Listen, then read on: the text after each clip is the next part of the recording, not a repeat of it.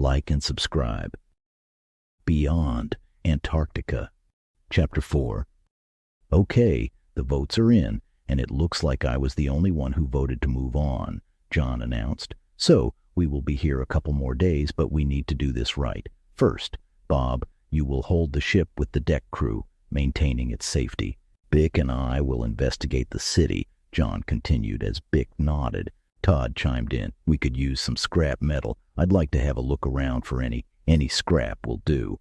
Okay, then you take Tony with you, John decided. He then turned and asked, how many shells do we have for that shotgun? Todd, yeah, I made some steel-tipped slugs last night. We have 20 rounds and roughly another 30 or so of normal buckshot, sir. Good, John nodded. You two take the shotgun. Any sign of trouble, just fall back, shooting at least once. We will join you and do the same. So at the first sign of gunfire, we meet at the dinghy. We need no heroes over a goal that is not set. We're just investigating. I need a yes, sir, if you understand the orders. A round of yes, sir, filled the room. As the crew prepared for their respective missions, Kim spoke up. Dad, you didn't give me a role. John, sensing her discontent, replied with a half-smile. You noticed that, did you? We almost died last time. No way I'm letting you go to shore. You're sitting this one out, love.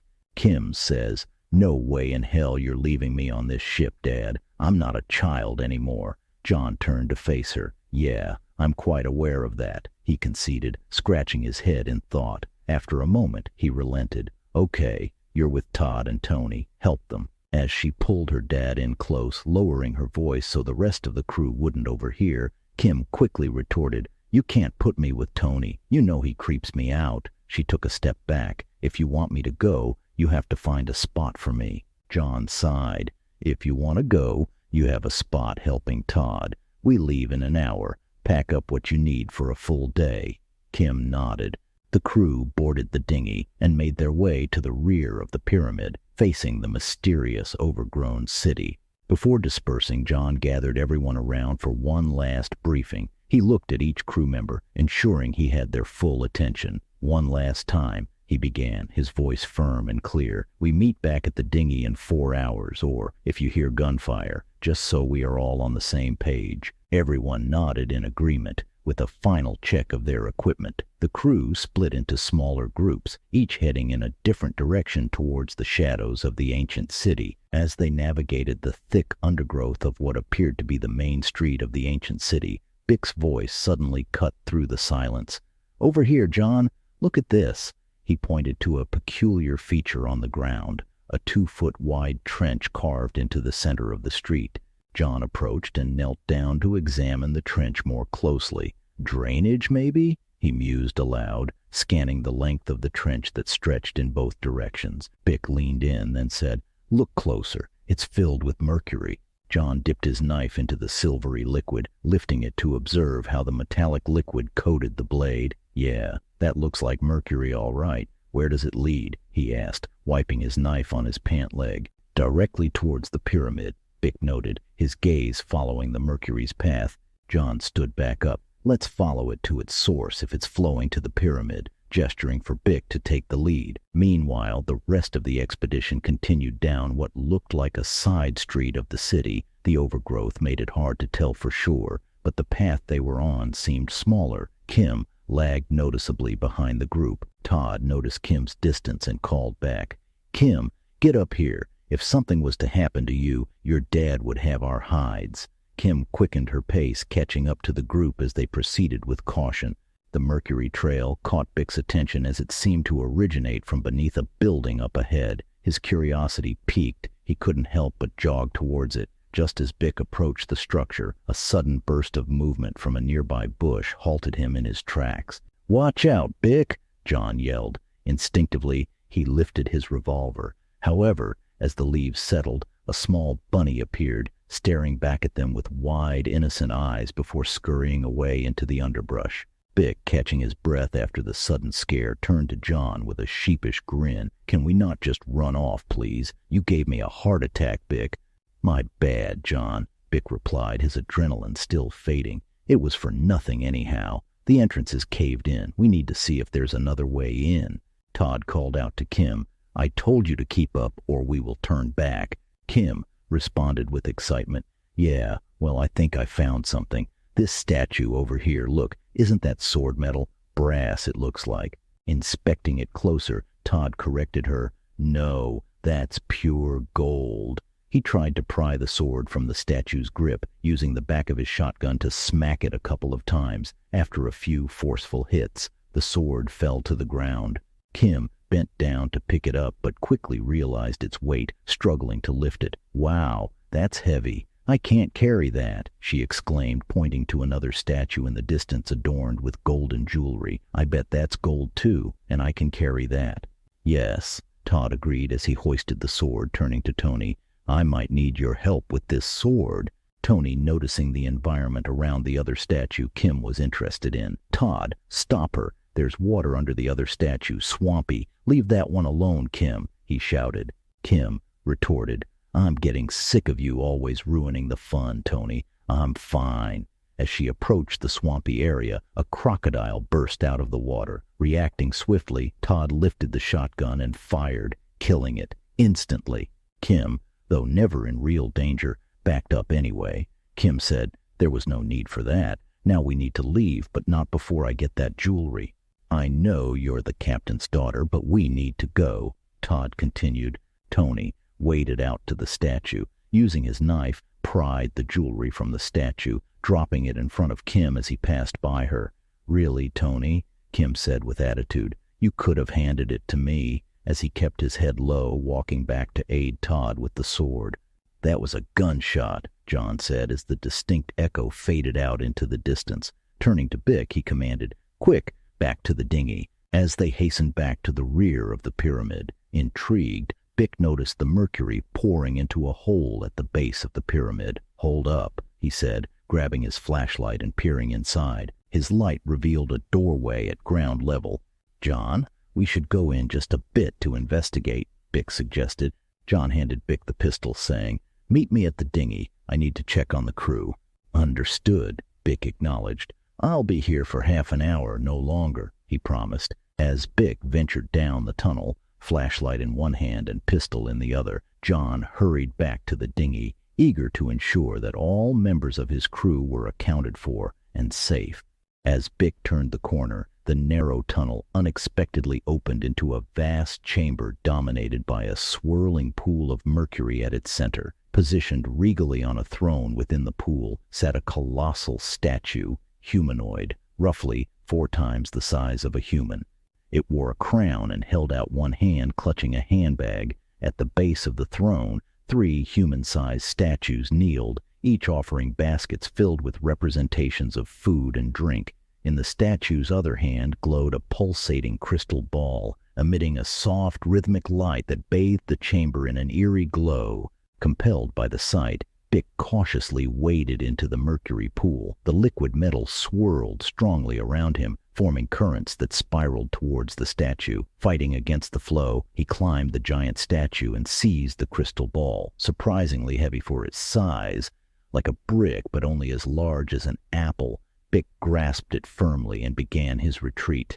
However, as he navigated back through the hallway, he noticed the crystal's glow dimming with each step. By the time he reached the outside, the glow had extinguished entirely. He realized in the brighter light, it's not an orb, it's a crystal skull. Stuffing the artifact into his backpack, Bick hurried towards the dinghy. At that moment, the ground beneath him shook violently. The pyramid itself seemed to convulse, its smooth white limestone exterior cracking and large chunks tumbling down, revealing the brownish core stones. The ancient structure vibrated violently. John says, move us to deeper water now. Kim said, wait, there he is. Bick appeared, breathless. Earthquake, hurry, it's not safe, John yelled. Kim, looking up in alarm, shouted, Snake, it's the cobra, and it looks mad.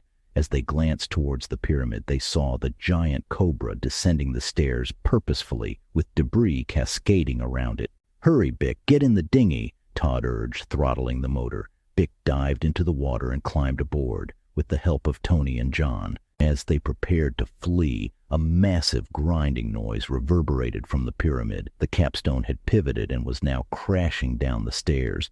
smashing through the snake and leaving a trail of scaly residue as it plunged into the water, creating a huge wave that propelled them outward towards the celeb mariner at a breakneck speed. Watching the pyramid collapse into itself, John muttered, "What bad timing for an earthquake," to which Bick responded, "I don't think it was an earthquake." Reaching into his backpack, he pulled out the crystal skull and held it up. "I have something to show you," he said, beginning to recount his brief yet harrowing tale. Todd, intrigued, added, "I want a closer look at that when we get aboard." Bick nodded. As the dinghy was hoisted onto the deck of the celeb mariner, a tranquil moment was abruptly shattered by a massive splash. The crew turned just in time to see a large tentacle emerge from the water, wrapping around Kim and yanking her off the dinghy. She was pulled underwater in an instant. As John turned to react, he was knocked down, shoved forcefully to the deck, his knife taken away. Then a second later, there was another splash. Leaping to his feet, John rushed to the railing, peering over just in time to see a massive bloodstain spreading and bubbles boiling across the surface of the water. The ocean rocked violently from the disturbance. Suddenly, Kim re-emerged, screaming for help. "Dad!" she cried out in panic. "Help my dad!" Without hesitation, Bick grabbed a rope, tying it to a life ring and hurling it overboard. The crew quickly pulled, hoisting her up with all their might. As Kim cleared the railing, still screaming for someone to help her dad, she looked around in shock. "Dad, if you're here, then who saved me?" she gasped, staring down at the blood-stained water that was slowly calming from the chaos. John, puzzled, was about to respond when Kim's expression turned to one of dread. "No, say it's not so," she muttered, her eyes wide with fear. At that moment, John shouted, "Not on my watch," and without another word, he dove off the boat into the churning waters below. Kim screams, "No, Dad, no!" But then, unexpectedly, a burst of water sprayed upward. It was Tony, and somehow he managed to keep his hoodie up amidst the turmoil. John swam over to him, and with a firm grip, he helped Tony to the edge of the ship. Tony refused to go up before the captain. Accepting the situation, John allowed himself to be pulled up first. Once on deck, he reached down to haul Tony aboard. As Tony climbed over the railing of the celeb mariner, he lowered his head, avoiding the eyes of his fellow crew members. John approached him. He placed a hand on Tony's shoulder and gave it a firm squeeze. "Thank you," he whispered sincerely into Tony's ear. Tony nodded, turned, and walked past everyone, his steps leading him toward the hatch. "Stop, Tony!" Kim called out as she ran up behind him. Tony halted but did not turn to face her. He simply stood there with his head hung low, presenting her with his back. "Why, Tony," Kim's voice cracked with emotion, "you know how I feel about you. Why would you save me?" The seconds stretched into an uncomfortable silence before Tony finally mumbled, "I guess you never really knew me then." He started to walk away, but Kim wasn't ready to let him retreat into his shell. "Stop," she said, reaching out to grab his arm, attempting to turn him around to face her. "Why won't you look at me? I want to thank you properly." Tony's voice was low, almost a whisper, burdened with a weight that went beyond the physical scars he carried. "I would never dare scar such a beautiful soul by bearing my scars to it," he admitted, his words revealing a perceived unworthiness that made Kim's heart ache. Kim's voice softened. "Stop resisting," she murmured as she gently turned Tony to face her. His head remained hung low, a posture of self-protection. Slowly, she reached up and pulled back his hoodie, revealing his face. The sight was gruesome. Yet, to Kim, in that moment, Tony, with only half a face, seemed like the most handsome man on earth. She tapped him lightly on the chest to get his full attention and tenderly lifted his chin, urging him to look at her. "Let me look at you," she insisted softly. As Tony raised his head, a single tear escaped. Tracing a path down his remaining cheek, Kim caught the tear with her finger, her touch gentle. Looking him square in the eye, she whispered, "Thank you, Tony, for risking your life for mine." Then, leaning in, she gave him a light kiss, a gesture of appreciation and recognition of his worth, scars and all. Turning away, Kim headed to her quarters, leaving Tony in a moment of quiet reflection. The captain announces, Everyone rest until morning, then gather in the mess hall for a meeting by 6 a.m. This is not goodbye, nor the end. Until the story continues, my friends.